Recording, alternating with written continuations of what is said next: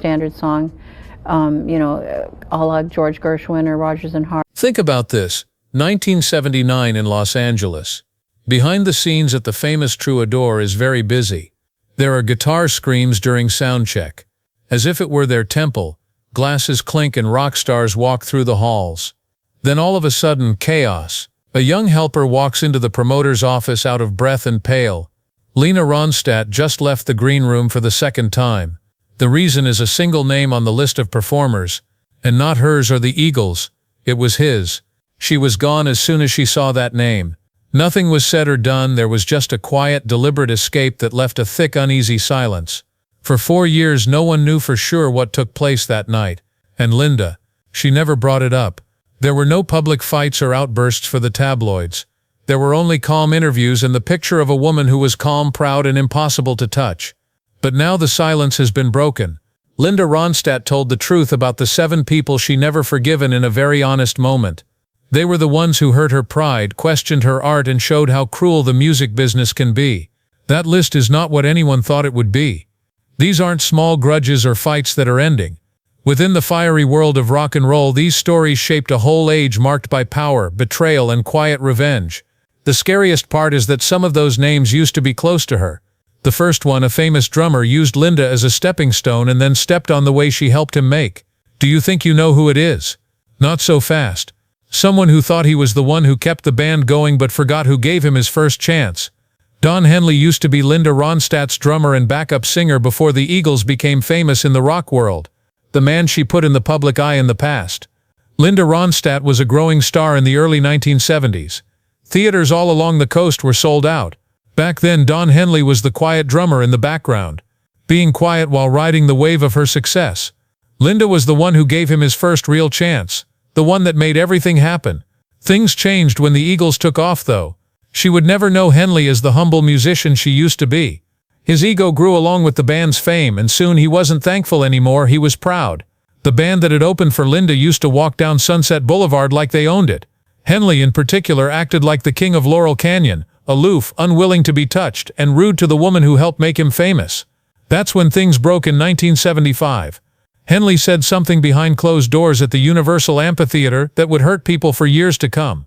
He made fun of Linda's artistic choices, telling her she should just sing cover songs and let real artists write the songs. His words were more than just hurtful. Everything she had worked hard for and fought for with heart was taken away.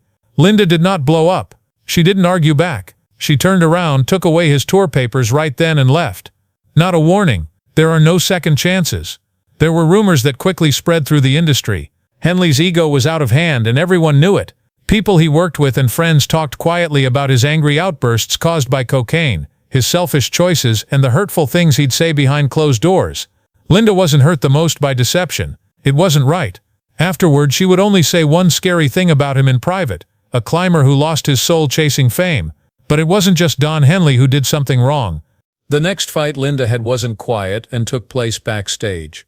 It happened in real time in front of people. A drunk lead singer, a microphone that was taken from her, and an embarrassing public moment that she will never forget. That night Jim Morrison did too much. The Summer of Love was over in 1968, but the confusion was still there. The Doors couldn't be stopped. They lit up every stage they touched, but Linda Ronstadt was still working her way up in a field that was mostly men. That night legends and outcasts mixed openly at a private after-party near the Whiskey A Go-Go. There was no way to know what would happen when Jim Morrison saw Linda. He was going through the crowd with his shirt half undone and a few drinks already in his hand. In the middle of the show, Morrison pulled Linda on stage out of the blue. He was drunk and full of himself. No notice, no permission. That wasn't cute. It wasn't a surprise. It was careless. Then he tried to kiss her right there in front of everyone. As a natural response, Linda pulled away. When Morrison lost his balance, he hit her mic stand and almost knocked the whole thing over. Whispers, steps, and gasps. People in the room weren't sure if they should laugh or hold their breath. The moment was never caught on film, but for years afterward it was told in green rooms and over late-night radio as another urban tale. Morrison never said sorry. He even went even further. In a radio talk months later, he made fun of her by calling her sweet but spineless and saying she was harmless and forgettable. Linda always did the right thing and never clapped back in public. But when no one was around, her words were more painful than any news story. People close to her called Jim Morrison a brilliant wreck, a man who brought both talent and destruction with him wherever he went. Linda thought of Jim Morrison as more than just a crazy act. He represented the harmful kind of manhood that tried to take over the music business.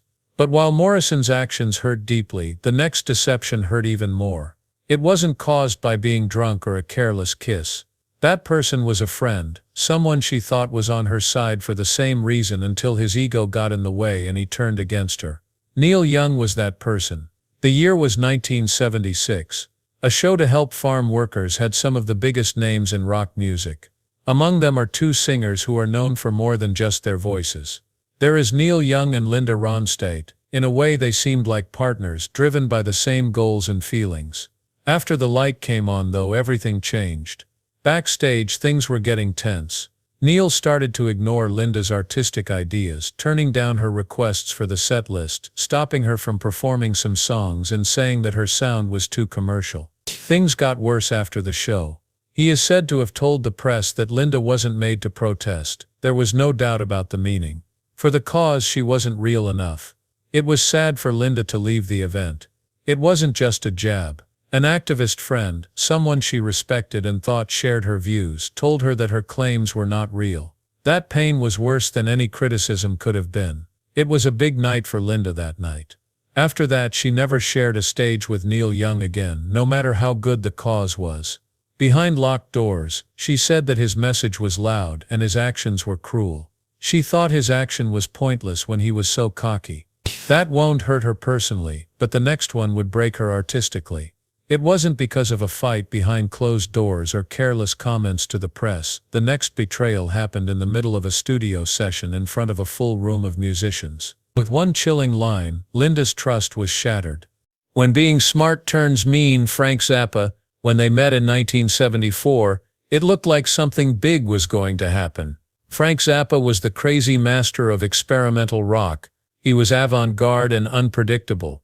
Linda Ronstadt is flexible, brave, and her voice can't be stopped. On paper, working together could have pushed the limits of creativity. It broke apart in just a few hours instead. It started out well.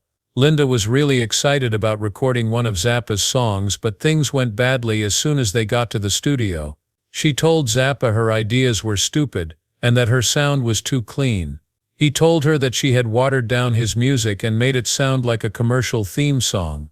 During a live practice, things got the tensest. In the middle of the set, Zappa raised his hand and told the band to stop.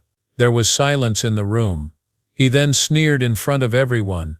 "It sounds like this when you give real music to a pop singer." The air got cold. No one moved. No one spoke. Linda didn't fight or get angry. She just got her things together and left, feeling embarrassed and hurt. She never came back. They never worked together again. She didn't say anything in public. As usual, she didn't say anything. Behind the scenes, the people who were closest to her remember what she said very well. Linda thought Frank Zappa was smart and mean, and she respected his mind, but she could never trust him again. Yet disagreements with tough artists were one thing, but what came next was much more personal, since the next name on her list wasn't a crazy rock star or a strange genius. It was someone she used to call family. A fellow pioneer who ignored her when it meant the most. What happened in Laurel Canyon?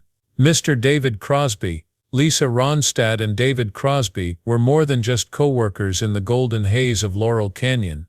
They had a lot in common. They worked together on stages and in workshops and believed in the same countercultural ideas that shaped an era. Crosby's high-flying harmonies and Linda's cross-genre singing were both part of the same revolutionary wave, and for a while it looked like they would never break up. But by 1978, things were no longer going well. Linda asked for a simple key change so that the recording would fit her range better during a practice for a joint project. Crosby said no, and told her she had a cold. "You need to learn how to change." A disagreement that started out small quickly got out of hand. People got angry and said mean things to each other, and the fight didn't stay inside the studio. It didn't take long for reports to spread through the canyon. The story soon made it to the news, and it became one of the most talked about splits in that close-knit scene. It was then Crosby crossed the line. In an interview with Rolling Stone, he said Linda was fake and that she was more of an image than an artist. Linda had built her career on honesty, gut feelings and natural ability, so this was a betrayal that went right to the heart of her. In interviews or on stage, she didn't fight back. She didn't need to. Being quiet wasn't a sign of weakness. The sound was like a bridge on fire. She didn't get angry in public. Instead, Linda spoke without making a sound. She made a decision behind the scenes. His name wasn't allowed to be talked about in her band or close group. The players in the studio were told not to talk about him. His songs were taken off of her tour sets. Linda thought David Crosby was no longer real. She thought Crosby had broken more than just a friendship. He broke the very spirit of Laurel Canyon, that holy bond of honesty and artistic freedom that they used to share. She talked about him behind closed doors as a warning, as proof that even the smartest people could be sucked into ego, addiction, and fame. That being said, Crosby's deception hurt more deeply than the next one, which was colder and sharper. An attack in public that turned punkwit into poison. The pop-punk insult, Elvis Costello's public taunt. It was 1979, and Cleveland was buzzing with excitement. The biggest names in rock music, both legends and up-and-coming stars, got together at a huge music event. One of the headliners was Linda Ronstadt, whose last few records were all #1 hits. When she was at the top of her game, she was strong, sure of herself, and well-liked. Elvis Costello, the new troublemaker, was one of the many people who were looking at her. The punk poet who took pride in tearing down heroes was blunt and didn't feel bad about it. But nobody thought what would happen next. Costello sneered and said Linda's performance was just background music for lunch while he was surrounded by reporters. Tea wasn't just a poke, it was a very bad thing to do in public. The comment got a lot of attention in the news. When Linda went backstage to talk to him, she was hoping to get an explanation or maybe an apology, but all she got was coldness. Costello, who was allegedly drunk and angry, looked her straight in the eye, said something mean, and then walked away without feeling bad about it. She didn't look back. She saw Elvis Costello as more than just a rude artist. He stood for something deeper, something she hated about how the business was changing. He stood for a new type of artist. Sharp-witted but heartless, always critical but lacking in empathy. Not rebellious, just mean to get attention. Linda saw no soul in his resistance. She only saw ego. Still, that anger wasn't as bad as the last loss on her list. The person with that last name wasn't a crazy rock star or a brazen newcomer. The other person's music should have gone well with hers. It felt like their voices were meant to be together. Behind the scenes, though, their work together went from being a dream come true to a quiet disaster. Needs control or perfection? Paul Simon's abrupt firing. In 1982, the idea seemed like a great one. Paul Simon, one of the most recognized songwriters of his time, is teaming up with Linda Ronstadt, who is known for her vocals that break new ground. Fans and reviewers alike were thrilled when they heard that they were going to record a duet together for his upcoming album. On paper, it looked like magic was about to happen. It turned out to be a slow breakdown. The vibe wasn't right from the first practice. Simon carefully looked over every note and stopped takes to fix words that didn't need to be fixed. He changed parts of the song without telling her and gave her advice that sounded more like complaints hidden in plain sight. Later, people who knew Linda said she told them about it in one painful line. It was like getting in trouble with the school director. Every note she sang was broken down and not praised. Every take was met with criticism instead of working together. Ego and control killed any spark they might have had with each other. It never worked out between them. The song was put away unfinished, forgotten, never released, and never talked about again. Linda, on the other hand, was hurt much more deeply than a lost recording. It wasn't just one song, it had to do with being treated badly because she was an artist. Her voice deserved to be paired with others. What she found instead was herself facing a tyrant. Linda made a promise to herself right then and there. They would never work together again. And with that last crack, the silence about Linda Ronstadt's worst betrayals started to fall apart. 7 artists, 7 scars that have been hidden for decades until now. Because there is a story behind every melody that no one hears until someone tells it. So why did she not say anything for so long? Easy. Linda Ronstadt never liked to make up stories or fights for the tabloids. She spoke with her voice for many years, but these discoveries aren't about getting back at people. They're about telling the truth. Not only did Linda have amazing talent, but she also had to deal with egos, betrayals, and a business that didn't always show mercy. She isn't putting anyone down by breaking her silence now. She's showing what it costs to be strong in a world where women aren't often allowed to be smart and not sorry. That's why sometimes the most powerful thing isn't the song we sing, but the quiet we finally break. Which story really shocked you? Also, do you think Linda was right to keep quiet all those years? Write your answer in the box below. Don't forget to like and follow. We'll see you soon.